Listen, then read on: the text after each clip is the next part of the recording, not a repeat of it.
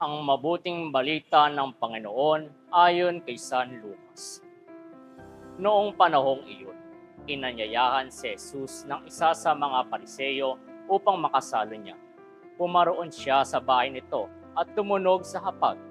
Sa bayan namang yaon ay may isang babae na kinikilalang makasalanan. Nabalitaan niyang kumakain si Jesus sa bahay ng Pariseyo, kaya't nagdala siya ng pabangong nasa sisidlang alabastro at lumapit siya sa likuran ni Jesus sa gawing paanan. Siya'y nanangis at nabasa ng kanyang luha ang mga paa ni Jesus. Pinunasan niya ang mga ito ng kanyang buhok, hinadkan at pinahiran ng pabango. Nang makita ito ng Pariseyong nag-anyaya kay Jesus, sinabi nito sa sarili, kung talagang propeta ang taong ito, alam niya kung sino at kung anong uri ng babae ang humipo sa kanya, isang makasalanan. Bilang tugon sa iniisip ni Simon, sinabi ni Jesus, Simon, may sinasabi ako sa iyo. Sumagot siya, ano po iyon, Guro? Sinabi ni Jesus, may 2 taong nangiram sa isang nagpapautang. Ang isa'y 500 denaryo at ang isa na may 50. Nang hindi makabayad, pareho silang pinatawad. Ngayon, sino sa kanila ang lalong nagmamahal sa nagpautang? Sumagot si Simon, sa palagay ko po'y ang pinatawad ng malaking halaga. Tama ang sagot mo, tugon ni Jesus. Nilingon niya ang babae at sinabi kay Simon, nakikita mo ba ang babaeng ito? Pumasok ako sa iyong bahay at hindi mo man lang ako binigyan ng tubig para sa aking mga paa.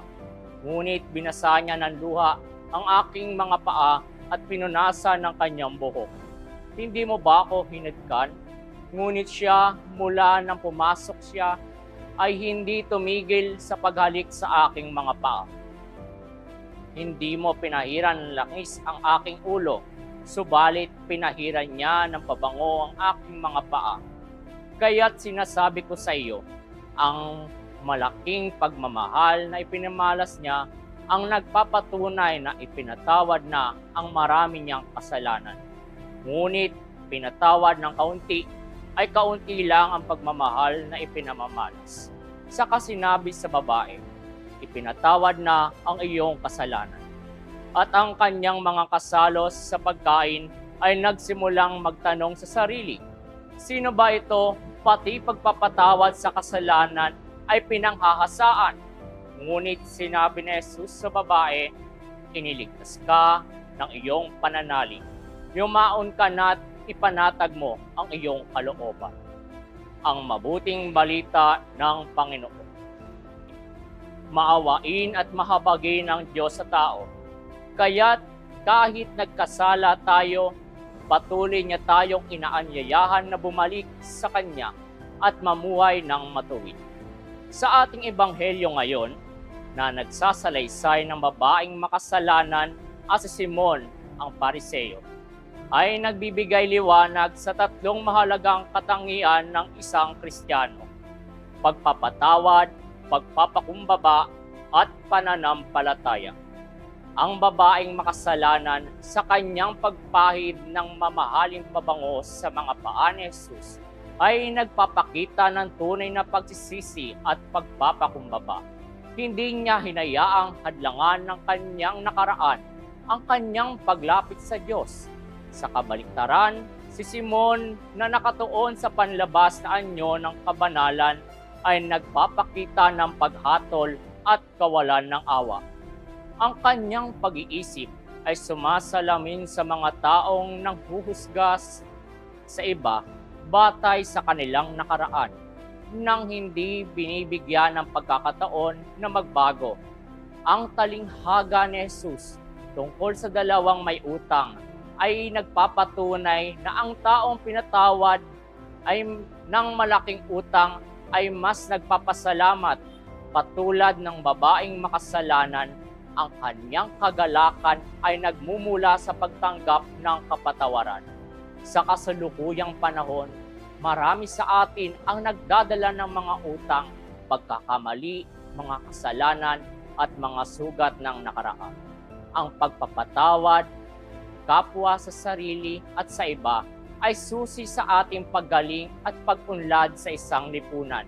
Ang pagpapakumbaba, katulad ng ipinakita ng babae, ay nagbibigay daan sa atin na humingi ng kapatawaran at tanggapin ang awa ng Diyos. Ang pananampalataya naman ang nagbibigay sa atin ng lakas upang magpatuloy sa landas ng kabutihan at pagbabago. Sa pagsasabuhay ng tatlong katangiang ito, maaari nating mabuo ang isang makatarungan at mapagpatawad na lipunan, isang lipunan na sumasailalim sa awa at pag-ibig ng Diyos. Manalangin tayo. Panginoong Hesus, buksan mo ang aming mga puso na sugatan dahil sa kasalanan, mga pusong nangangailangan ng iyong pagmamahal at kapatawaran. Tulad ng babaeng nagpakita ng kanyang pagmamahal sa iyo sa pamamagitan ng kanyang pagsisisi at paglilingkod, ituro mo sa amin kung papaano maipapakita ang iyong pag-ibig sa pamamagitan ng pagtulong sa nangangailangan. Tulungan mo kaming lumapit sa iyo ng may bukas na puso, handang tanggapin ang iyong awa at kapatawaran. Ituro mo sa amin kung paano ibahagi ang kapatawaran na iyong ipinagkaloob sa amin sa iba, lalo na sa mga nangangailangan ng iyong pagmamahal at pag-unawa. Amen.